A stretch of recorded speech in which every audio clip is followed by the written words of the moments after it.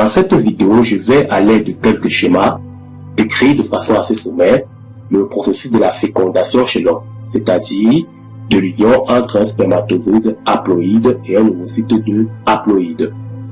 Bien sûr, tout commence lors d'un rapport sexuel au terme duquel l'homme éjacule du sperme à l'intérieur du vagin de la femme.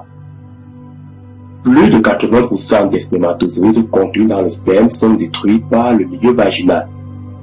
Les plus résistants vont chercher à traverser le col de l'utérus, où ils seront sélectionnés par la glaire cervicale, liquide sécrété par des cellules spécialisées du col de l'utérus.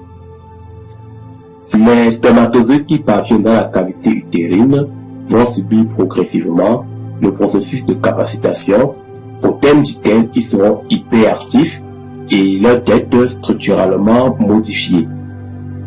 Avec ce schéma, je vais montrer une différence fondamentale entre un spermatozoïde de non-capacité et un spermatozoïde capacité. Le spermatozoïde de non-capacité, comme vous pouvez le voir, possède le sac acrosomique à l'intérieur de son cytoplasme. Le spermatozoïde de capacité a un sac acrosomique plus exposé, vu qu'il y a fusion entre la membrane cytoplasmique et la membrane de l'acrosome.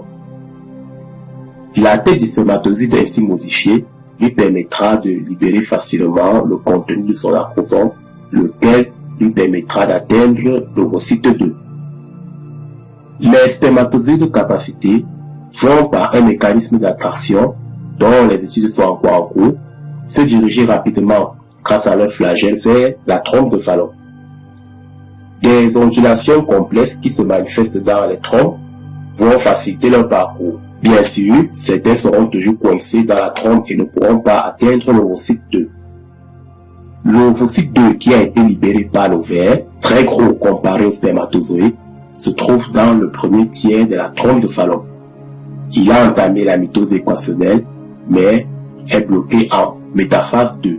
Lorsque les spermatozoïdes sont autour de l'ovocyte 2, le processus de la fécondation va se dérouler en 3 principales étapes. D'abord, la pénétration.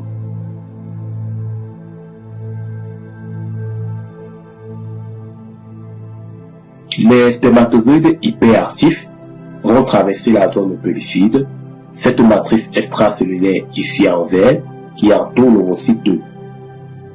Cette matrice contient des glycoprotéines, dont la ZP3, qui permet aux spermatozoïdes de se lier à la zone pellucide et de libérer les enzymes protéolytiques contenues dans leur acrosome. Ces enzymes vont fragiliser la zone pellucide et les spermatozoïdes pourront facilement se propulser dans l'espace péri-ovocytaire. Un spermatozoïde va être le premier à fusionner avec la membrane de l'ovocyte 2. Cette fusion est possible parce qu'un récepteur présent sur la membrane de l'ovocyte 2 va reconnaître et se lier à une protéine présente dans la membrane du spermatozoïde. Ensuite, nous avons l'activation de l'ovocyte 2. Le contact entre la membrane du spermatozoïde et la membrane de l'ovocyte 2 va déclencher une cascade de réactions, lesquelles vont constituer son activation. De manière précoce, la membrane de l'ovocyte 2 se dépolarise, ce qui empêche un deuxième contact avec un autre spermatozoïde. L'entrée massive des ions calcium va permettre la libération des enzymes contenues dans les granules corticaux de l'ovocyte. L'ovocyte achève la mitose équationnelle, autrement dit la méiose, pour donner un ovotype et un deuxième globule polaire que je représente en rose.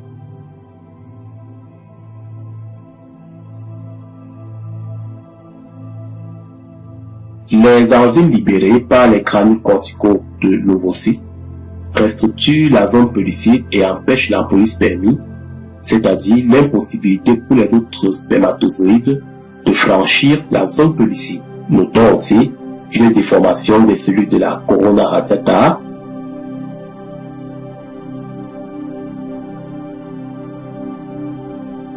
Je rappelle que les cellules de la corona radiata sont des cellules folliculaires nutritives et de soutien qui ont été libérées en même temps que l'ovocyte 2 lors de l'ovulation.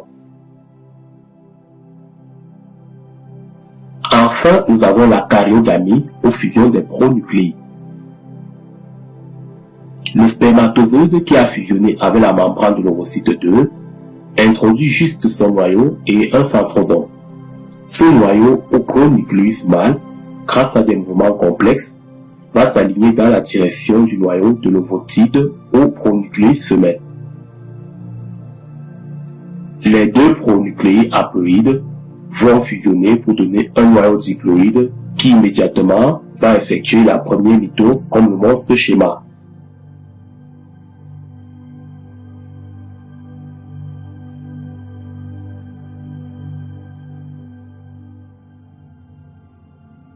Il faut remarquer ici qu'en rose, nous avons les chromosomes maternels et en blanc les chromosomes paternels.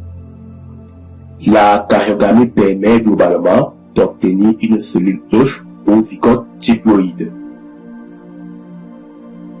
Vu que l'homme, comme beaucoup d'autres animaux, sont des espèces diploïdes, la fécondation apparaît donc comme une invention de la nature, un mécanisme fondamental de la reproduction sexuée dont la finalité est de restaurer la diploïdie, c'est-à-dire le nombre de chromosomes caractéristiques de l'espèce. Je vous remercie d'avoir regardé et à très bientôt.